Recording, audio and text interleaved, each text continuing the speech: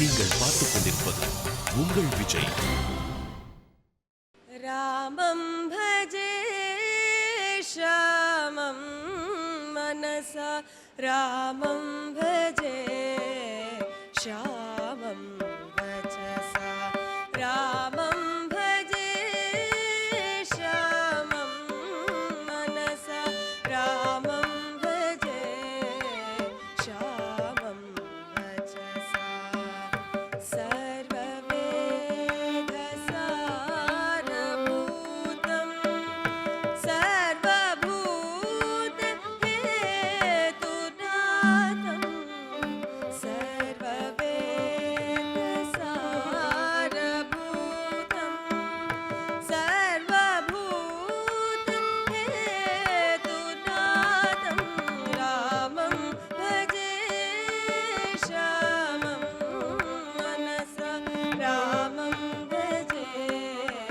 श्यामं वचसा विभीषण आञ्जनेय पूजित चरणं वसिष्ठादिमुनिगण सेवित हृदयं विभीषण आञ्जनेय पूजित चरणं वसिष्ठादिमुनिगण सेवित हृदयं वशीकृत माया कारितवेषं येन सुरेशं सर्वेशं वशीकृत माया कारितवेषं येन सुरेशं सर्वेशं रामं भजे श्यामं मनसा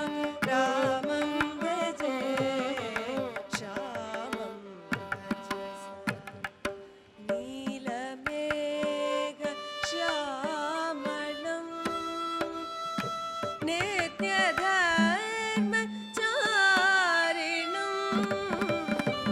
नीलमेघ श्यामलं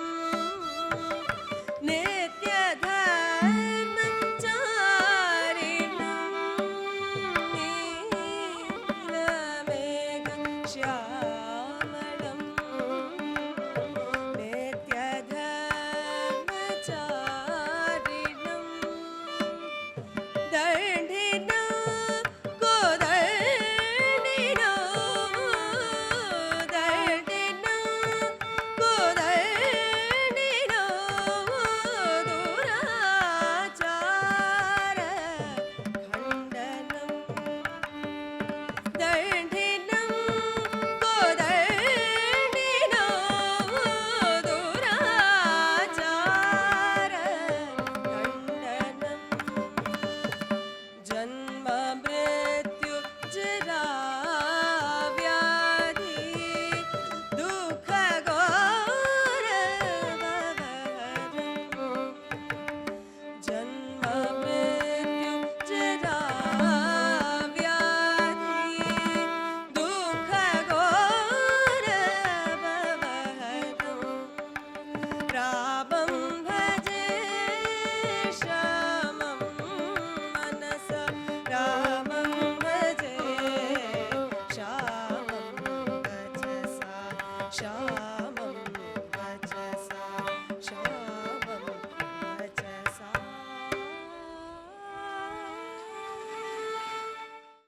அறிவு சிவனும் ஒன்றும் அறியாதவர் மாயில் மண்ணுங்கிறா. அந்த மாதிரி சொல்லிட்டான். ஆமாம், நானும் அவரும் ஒன்று தான். அது எப்படி ஒன்றாக முடியும்? அவர் தான், நீர் தான். எப்படி ஒன்று அப்படின்னு பார்வதி கேட்டா. எப்படி ஒன்று? அதுக்கு விளக்கம் பரமசிவன் சொல்கிறார். நான் இப்போ சொல்ல போகிற கருத்து அதர்வசிரஸ் உபனிஷத்தில் பரமசிவன் சொல்கிறேன். ரொம்ப நுட்பமான விஷயம். நீங்கள் ரொம்ப கெட்டிக்காரர், அதனால உங்களுக்கு சொல்கிறேன் ரகசியம். பரமசிவனை பார்த்து தேவர்கள் கேட்டார்களா ஒரு நாள், நீர் யார்? அவரை பற்றி தெரியாது, நீங்கள் யார் அப்படின்னு கேட்டார். அவர் சொன்னார், நான் தான் முதல்ல இருந்தேன், நான் தான் எல்லாத்தையும் படைத்தேன், நான் தான் எல்லாத்தையும் காக்கிறவன், நான் தான் எல்லாத்தையும் அழிக்கிறவன், நான் தான் சாஸ்வதமாக இருக்கிறவன், நான் தான் பரபிரம்மம் அப்படின்னு சொன்னார். உடனே தேவர்களுக்கு சந்தேகம் வந்துடுது. நீர் தான் பரபிரம்மம், நீர் எதுக்கு தபஸ் பண்ணுறீர்? நீர் எதுக்கு ராமநாம சங்கீர்த்தனம் பண்ணுறீர்? இதே பரபிரம்மமாக இருந்தால் சும்மா ஜாலியாக இருக்க வேண்டியதானே. நீரத்துக்கு ஜடை போட்டு தபஸ் பண்ணி ராமநாம சங்கீர்த்தனம் பண்ணுறீர். காசியில் யார் மரித்தாலும் அவர்கள் காதிலே ராமநாமம் சொல்கிறாராம் பரமசிவன். அதெல்லாம் காசியில் போய் உயிரை விட்டா நல்லதுன்னு எத்தனை பேர் காசிக்கு போகிறாங்க. ஒரு விஷயம் ஞாபகம் வச்சுங்க, பரமசிவனுக்கு பிடிச்ச இடம் என்ன சொல்கிறாங்க, இறுதி எல்லாரையும் கடைசியில் கொண்டு போய் வைக்கிற இடம் அவருக்கு பிடிச்ச இடம். அங்கே தானே அவர் நர்த்தனம் ஆடுறாருன்னு சொல்கிறான். ஏன் அந்த இடத்த அவர் சூஸ் பண்ணினார்? நல்ல விஷயம் சொல்கிறேன் வான்னா யாரும் வரதில்லை. ஆனால் நிச்சயம் ஒரு இடத்துக்கு எல்லாரும் வந்தே தீரணும். இன்றில்லை என்றால் நாளை என்றோ ஒரு நாள் வர வேண்டிய இடம் ஒன்று, அது அந்த இடம். அதனால் அந்த இடத்துல அவர் ரெடியாக இருக்கார். காசியில் யாரான் மரித்தால் அவர்கள் காதிலே மரிக்கும் பொழுது ராமநாமத்தை சொல்கிறார் பரமேஸ்வரன். அதனால காசி க்ஷேத்திரத்துக்கு பெருமை. சுவாமி வேதாந்த தேசிகன் காசிக்கு போனார். காசியில் கங்கையில் நடத்தணும் ஸ்நானம் அடைச்சே ஒரு ஸ்லோகம் சொல்கிறது, காசி எப்பேற்பட்ட க்ஷேத்திரம். இக புருஷம் அஜானதாம் புராணம் நியதிவசேன நிமீலதாம் தயாளுகு உபதிசதி பதி ஸ்வயம் பசூனாம் உபனிஷதாமபி தூரகம் ரகசியம். இந்த காசி க்ஷேத்திரத்துக்கு என்ன ஏற்றம்னா, இங்கே யாரேனும் பை ஃப்ளூக் உயிரை விட்டா அவர்கள் காதில் உபனிஷத்துக்கும் அப்பாற்பட்ட ரகசியமான தாரக மந்திரத்தை, ராமநாம மந்திரத்தை, ஸ்ரீராம ராம ராமேதி ரமே ராமே மனோரமே என்ற தாரக மந்திரத்தை பரமசிவன் உபதேசம் பண்றார் கருணையோட. அதுதான் இந்த காசிக்கு பெருமை. பசுபதி அப்படின்னு அவருக்கு பெயர். பசு என்றால் மிருகங்கள் போல திரியக்கூடிய நாம். மிருகங்களுக்கு நமக்கு என்ன வித்தியாசம்? பசிச்ச பொழுது சாப்பிட்றது மிருகம், ஆசைப்பட்ட பொழுது தன்னுடைய காதலியை அணைச்சிக்கிறது. அதான் நம்ம வாழ்ந்துட்டு இருக்கோம்.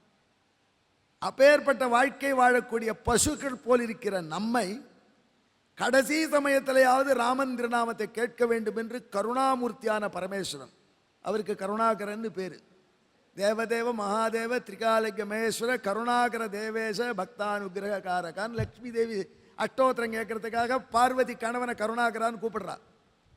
அவ்வளோ கருணாமூர்த்தியான். அந்த கருணையோடு கூட அவர்கள் காதில் ராமநாம தாரக மந்திரத்தை பரமசிவன் உபதேசம் பண்ணுறார். அப்பேற்பட்ட புனித க்ஷேத்திரம் என்று சொல்லி கங்கையில் சுவாமி தேசிகன் ஸ்நானம் பண்ணினாரு சொல்கிறார். நீங்கள் பார்த்துக் கொண்டிருப்பது உங்கள் விஜய். அப்பேற்பட்ட ராமநாம ஜபம் ஏன் பண்ற நீயே அவனா இருந்தா இது எதுக்கு தேவை அப்படின்னு எத்தனை பேர் தேவர்கள் கேட்கலையா அவன அப்படின்னு மீனாட்சி பரமேஸ்வரன் சுந்தரேஸ்வரனை கேட்டார். சுந்தரேசன் சிச்சிண்டே சொன்னார், ஆமாம் அவர் தான் நான், அதனால தான் அவரை நான் ஜபம் பண்ணிட்டு இருக்கேன். ஏன்னா குழப்பற நாழி ஆயிடுத்து, தெளிவாக சொல்லப்படாதா அப்படின்னு பரமசிவன் ரொம்ப பார்த்தா நல்லா தெளிவாக சொல்கிறவர்னு எல்லாரும் கொண்டாடுறான். ஞானத்துக்கு இருப்பிடம்னு சொல்கிறா. நீ வாயை திறக்காத போனாலே அர்த்தம் தெரிஞ்சிடும். குரோஸ்து மௌனம் வியாக்கியானங்கிறா. வாயை திறந்து சொன்னாலும் குழப்பறீரே, என்ன விஷயம் சொல்லுமே தெளிவா. தேவி நான் அப்படின்னு சொல்கிறமே, யாரை சொல்கிறேன்னு சொல்லு. நான் அப்படின்னு சொல்லும்பொழுது எல்லாரும் நான் கெட்டிக்காரன், நான் போன பிறவியில் பெரிய புண்ணியம் பண்ணியிருக்கணும், அதனால தான் இந்த பிரிவில் இப்படி வந்திருக்கேன்னு சொல்கிறாங்களே, அந்த நான் யார்? அந்த நான் இந்த உடம்பு இல்லை, இந்த உடம்புக்குள்ளே இருக்கிற ஜீவாத்மா. நான் சொல்கிற வார்த்தை உடம்பை தொட்டு சொன்னாலும் உடம்புக்குள்ள இருக்கிற ஜீவாத்மாவை சொல்வது போல அந்த ஜீவாத்மாவுக்கு உள்ள இருக்கிற அந்தராத்மா யாரு? நாராயணன். அதெல்லாம் நான் என்றால் அவனைத்தான் சொல்லும். அதெல்லாம் நான் என்று சொன்னால் நாராயணன் தான். நாராயணன் வேறு, நான் வேறு. ஆனால் நான் வேறு, என் உடம்பு வேறு. ஆனென்றால் நான் என்று சொல்லும் பொழுது இந்த உடம்பை இயக்கக்கூடிய என்னை மீன் பண்ணுவது போல என்னையே இயக்கக்கூடிய பரபிரம்மத்தையும் நான் என்று புரிந்து கொள்ள வேண்டும். அதான் அகம் பிரம்மா அப்படிங்கிறது. ஏயா குழப்பி விட்டீரே ஒரேடியா அப்படின்னு தெளிவாயிடுது இல்லை? அந்தராத் அந்தரம் கதஹா அப்படின்னு உபனிஷத்தை விளக்குறது. அவர் உள்ளுக்கும் உள்ள போனார். உள்ளுக்கும் உள்ள போறதுன்னா, உள்ள போறது ஆத்மா. ஆத்மா இப்படி தான் எல்லாரும் சொல்லுவோம், இப்படி ஆத்மான்னு சொல்றது இல்லை. ஆத்மா உள்ள இருக்கு அப்படின்னு நினைச்சிருந்தா ஆத்மா நான் மாறத்தட்டுறோம். அந்த ஆத்மாவுக்கு உள்ள இருக்கக்கூடிய அந்தராத்மா நாராயணன். ஆகையினால எப்படி நம்மை சொல்லும்பொழுது நம்ம ஆத்மாவை நாம் குறிக்கிறோமோ, அதே போல் நம்ம ஆத்மாவை சொல்லும்பொழுது நாராயணனையும் குறிக்கிறோம். ஆகையினால தாண்டி அம்மா வாமதேவர்னு ஒரு ரிஷி சொன்னார். பரமேஸ்வரன் பார்வதிக்கு சொல்றார், மீனாட்சிக்கு.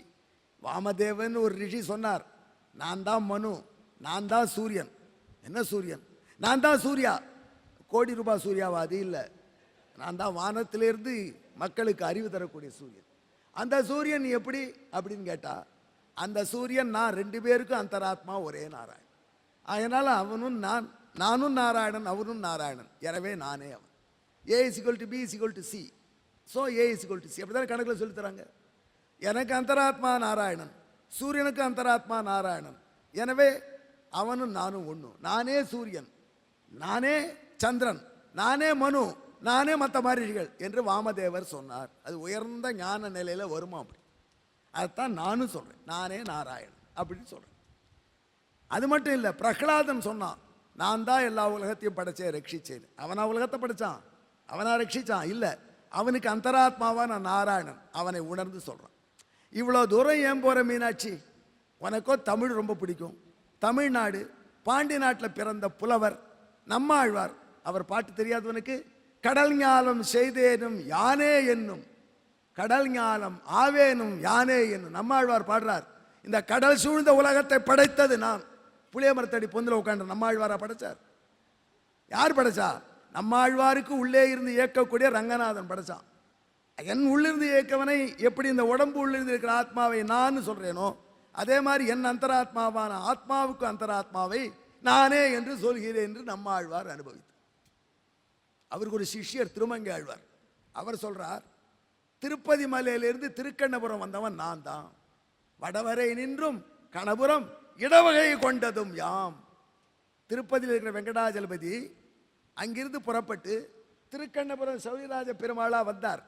அது நான் தான் அப்படின்னு திருமங்கை ஆழ்வார் பாடுறார். இவராது என்ன அர்த்தம்? அதுக்கு எனக்கு அந்தராத்மா அவன், எனவே நானும் அவனும் ஐடென்டிஃபை பண்ணி அந்த மாதிரிதாமா நான் நினச்ச உடனே அடி எல்லாருக்கும் போட்டு கொடுத்து. அன்னைக்கு அடிபட்டுது, அந்த அடிக்கு அடுத்த அடி இந்த அடிபட்டுது, அவ்வளோதான். பிட்டு சாப்பிடுச்சே ஏன்னு நினைக்கல, நான் அதிகம் இஷ்டம் அப்படின்ட்டு. பிட்டு நன்னா இருந்து எனக்கு வச்சுட்டேன், ஏலக்காய் பால் நானது அவர் வச்சுட்டார்.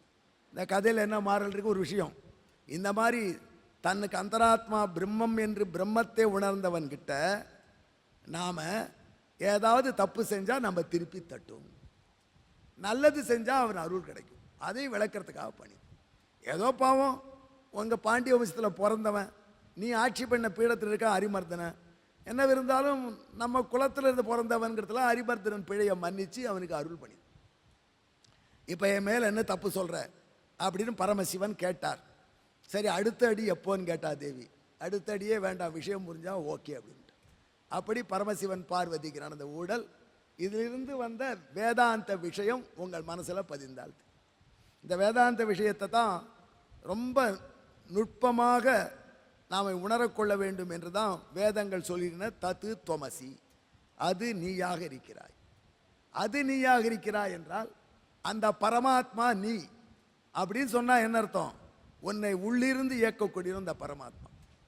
எப்படி சார் எனக்குள்ளே இருக்கிறவனை நான் சொல்கிறதுன்னு கேட்டால், இது ரொம்ப அழகாக விளக்கினார்கள் நம்ம ஆச்சாரியர்கள். எளிவாக சொல்கிறார், தண்ணி கொண்டு வா அப்படின்னு ஒருத்தரை சொல்கிறீங்க, அந்த ஆள் தண்ணி கொண்டு வரான், தண்ணியை தூக்கிட்டு வரான்.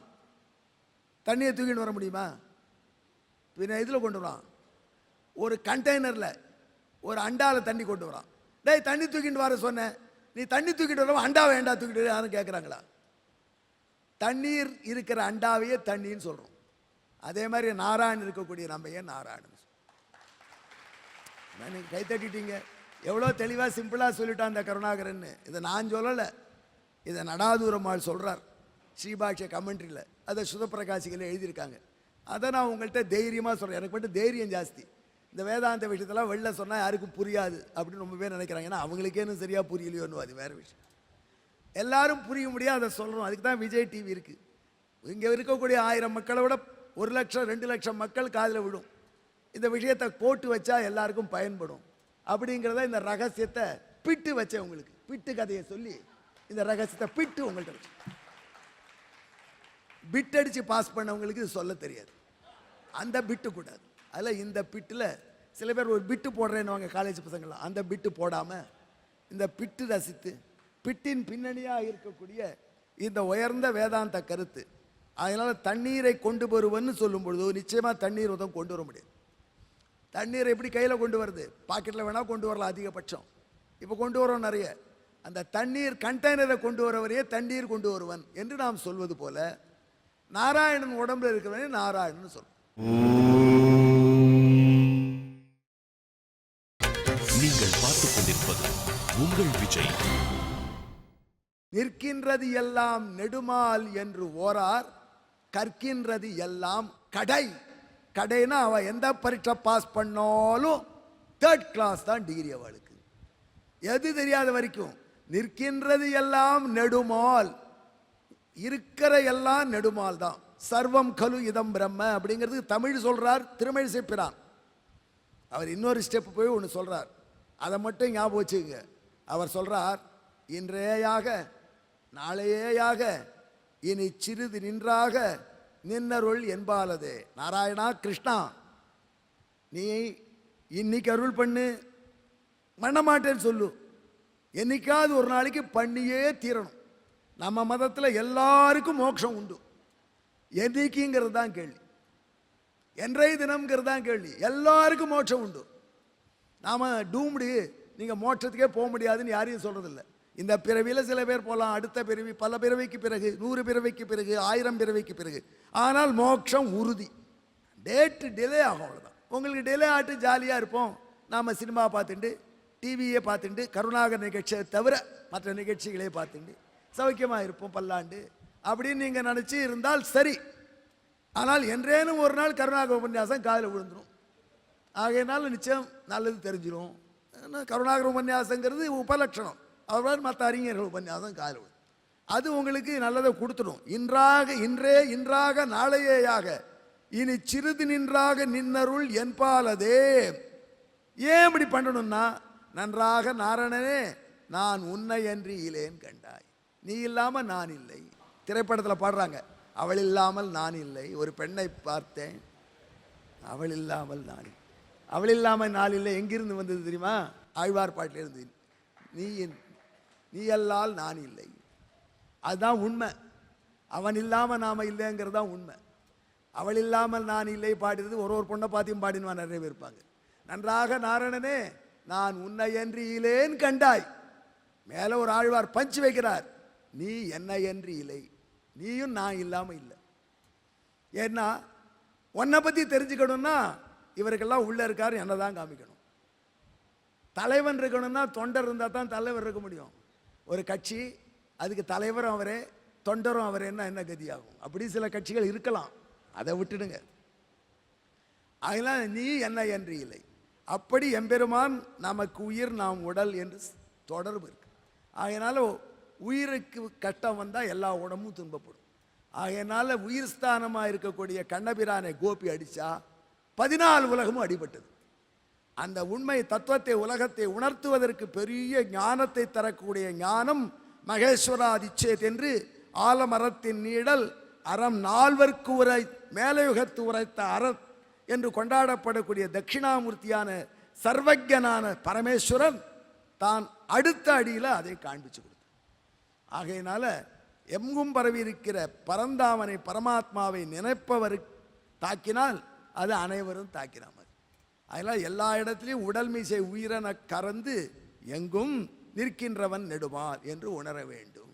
அதுதான் இந்த பிட்டுக்கு மண் சுமந்த கதையிலையும் பாலுக்கு ஏலக்காய் பாலுக்கு அடிபட்ட நம்பெருமாள் கதையிலையும் நாம் தெரிந்து கொள்ளக்கூடியவர். இப்போ இந்த உபன்யாசத்துலேருந்து என்ன மாறல் கிடச்சிது? ஒன்று கிடச்சிது, பிட்டு கிடச்சா நாம் சாப்பிடணும், அடி கிடச்சா மற்றவாளுக்கு கொடுத்துடணும்.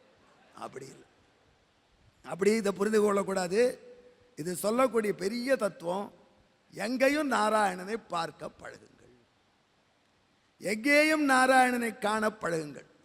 காண்கின்றதெல்லாம் கண்ணன் என்கிற நிலைக்கு வாருங்கள். அப்படி வந்தால் என்னாகும்? யார் மேலேயும் வெறுப்பு வராது. அதுதான் வாழ்க்கையில் முக்கியம். லவ் பண்ணணும், லவ் பண்ணுறது தான் ரொம்ப முக்கியம். லவ் பண்ணினா ரொம்ப கஷ்டப்படுறாங்களே. நான் ஒருத்தரை லவ் பண்ணால் கஷ்டம், எல்லாரையும் லவ் பண்ணினா கஷ்டம் கிடையாது. அதில் எல்லாரையும் லவ் பண்ணால் எல்லாரையும் நேசிக்கிறது அது எல்லார்கிட்டையும் நேசம் வைங்க. ஒரு குழந்தை நம்ம வீட்டுக்கு வந்து நம்ம வீட்டில் இருக்கிற கடிகாரத்தை எதிர் வீட்டு குழந்தை எடுத்து பார்க்குறது, குழந்தைக்கே உள்ள ஆர்வ கோளாறுல அப்படி பிரிக்கிறது, உடைக்கிறது. உடனே சொல்ற பிசாசு, குரங்கு, குழந்தையா இது அப்படின்னு அடித்து விரட்டுறோம். அப்புறம் ஒரு கடிகாரம் வாங்கி வச்சோம், நம்ம வீட்டு பேரன் வந்தான், அதுவும் குழந்தை தானே, அது அந்த கடிகாரத்தை எடுத்தது, இப்படி தட்டித்து பிரிச்சுது. என்ன சொல்கிறோம்? வருங்காலத்தில் பெரிய இன்ஜினியராக வரப்போகிறான் என் குழந்தை. இப்போ எப்படி? ஏயா, உடஞ்சது கடிகாரம் தான், உடைச்சது குழந்தை தான். ஆனால் உன் குழந்தை என்றவாறே இன்ஜினியர், எதிர்விட்டு குழந்தை என்றவாறே பிசாஸ். இதுதான் தகராறு.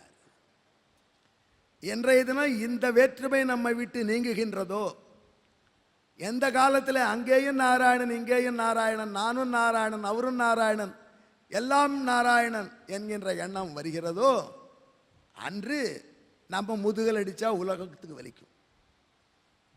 இல்லைன்னா நம்ம மனைவிக்கு கூட வலிக்கிறது இல்லை. அதான் கேட்டேன், உனக்கு வேணும் வேணும் கேட்டக்கு வேணும்ட்டு போயிடுறேன்.